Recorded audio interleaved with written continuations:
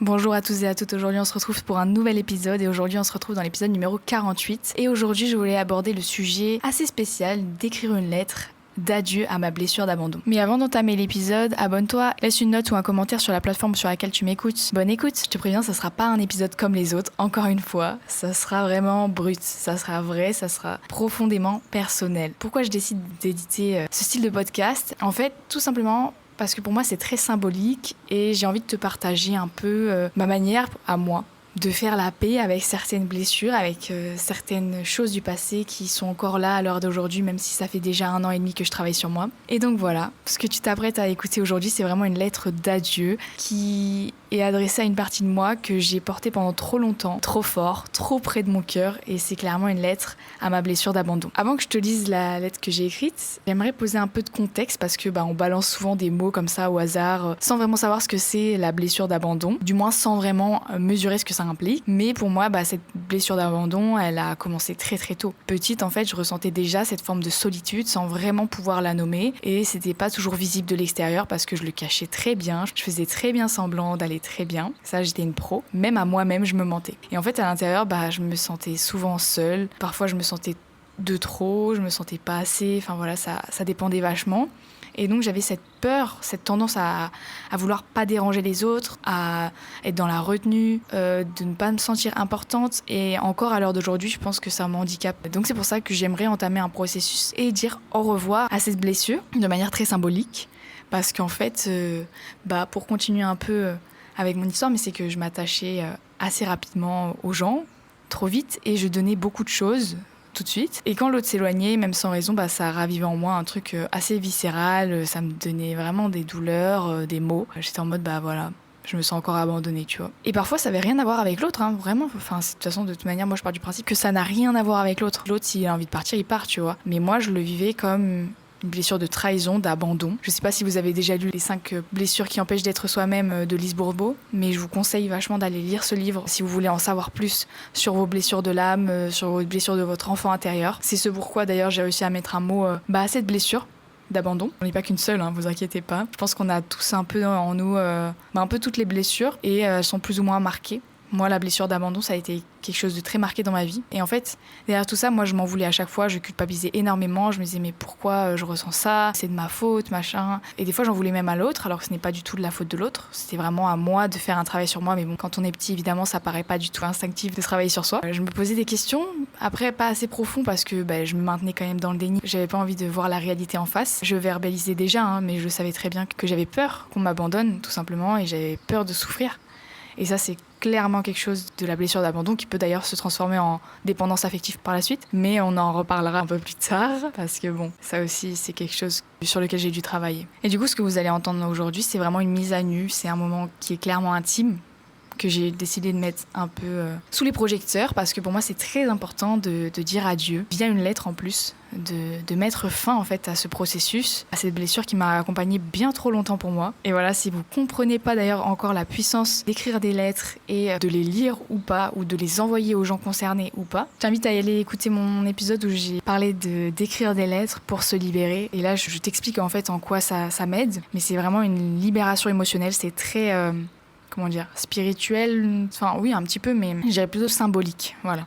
Parce qu'en fait, écrire ça m'a énormément sauvée, d'écrire mes ressentis pour me sentir moins folle, pour mettre des mots sur ce que je ressentais. Maintenant on va passer au vif du sujet, mais avant de commencer, je tiens à préciser une chose très importante. Donc encore une fois, ce que je te raconte dans cet épisode de podcast m'appartient, c'est quelque chose de purement personnel, ça ne remet jamais en question l'amour que j'ai pour mes proches, pour ma famille, ni même la beauté de certains souvenirs malgré qu'ils soient difficile encore à aborder. En fait, c'est simplement ma vérité intérieure, ce que j'ai vécu et celle que je suis prête à laisser partir. Je te demanderai de ne pas me juger parce que ici, on est dans un lieu de bienveillance.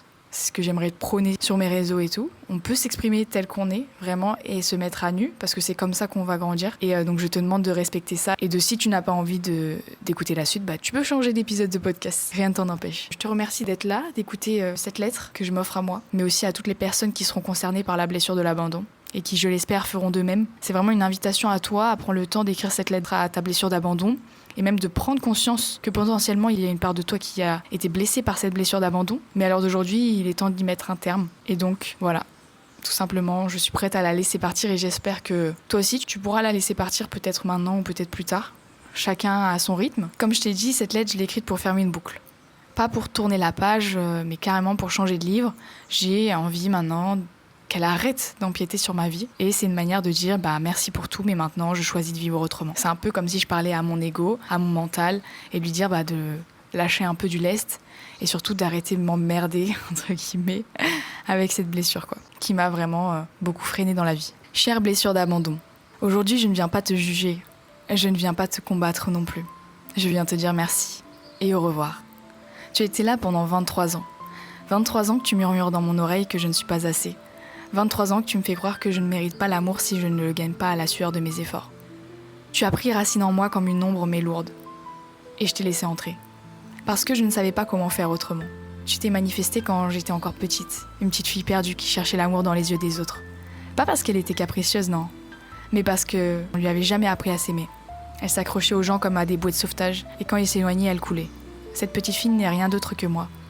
Moi qui ai grandi en me persuadant que mon rôle, c'était de faire plaisir, de ne pas déranger, de dire toujours oui. Moi qui croyais qu'en étant parfaite, je mériterais qu'on reste. Mais rien n'y faisait. Je me sentais toujours seule, même entourée.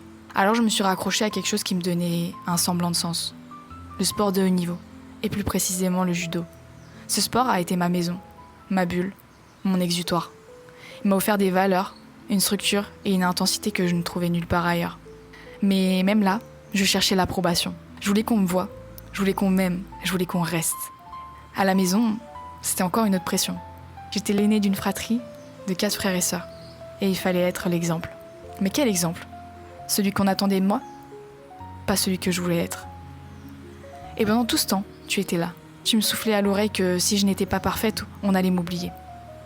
Que si je n'étais pas utile, on allait partir. Alors que je me suis construite dans la peur. Dans la peur de déranger, la peur d'aimer, la peur de perdre. Puis est arrivé un moment décisif. Celui où j'ai osé aimer pour de vrai. J'ai lâché prise, et rien qu'une fois. Et je me suis perdue. 3 ans d'amour. 3 ans à croire que j'étais enfin choisie. Et puis tout s'effondrait. Et toi, blessure d'abandon, tu as dansé sur mes ruines. Je suis tombée très bas, très très bas.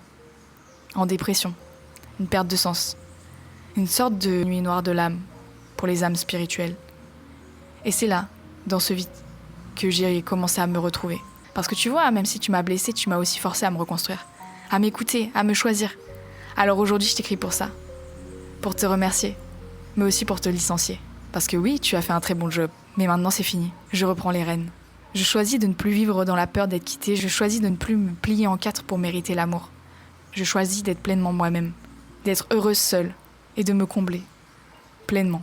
Sans masque. Sans dépendance. Parce que oui, tu fais partie de mon histoire, mais tu ne seras plus mon présent. Alors aujourd'hui, je te remercie et je te dis adieu. Et toi, si tu t'es reconnu dans cette lettre, sache que t'es loin d'être seule. La blessure de l'abandon, elle se manifeste dans des dizaines de comportements inconscients. Quand tu paniques parce qu'on ne t'écrit pas, quand tu dis oui alors que tu voulais dire non juste pour ne pas décevoir, quand tu restes dans une relation qui te vide juste parce que tu as peur d'être seule, quand tu te suradaptes tout le temps pour mériter d'être aimé. Mais tu sais quoi ? Tu n'as pas à mériter l'amour, tu es amour. Et surtout, tu n'as pas à t'abandonner pour que les autres ne t'abandonnent pas. Alors si cette blessure vit en toi aujourd'hui, je t'invite à lui écrire. Même si ce n'est pas parfait, même si tu pleures en l'écrivant, même si tu ne sais pas quoi dire, commence, pose un mot, tu verras, il s'avoue aller. Et puis parle-en, ose dire à une amie, à une thérapeute, à moi en DM, que cette blessure est là, parce qu'en la nommant, tu commences déjà à t'en libérer. Merci du fond du cœur d'avoir écouté cet épisode. Il était vraiment pas facile à enregistrer, mais ça a été nécessaire pour moi. Et si ça peut ne serait-ce que faire écho à une seule personne, alors c'était utile. Et si tu veux te soutenir le podcast, laisse une note, un commentaire et partage-le en story. Et surtout, n'oublie pas, tu mérites l'amour qui ne te fait pas douter de ta valeur. Tu mérites un amour où tu n'as pas besoin de te justifier pour exister. Et ce premier amour, c'est le tien.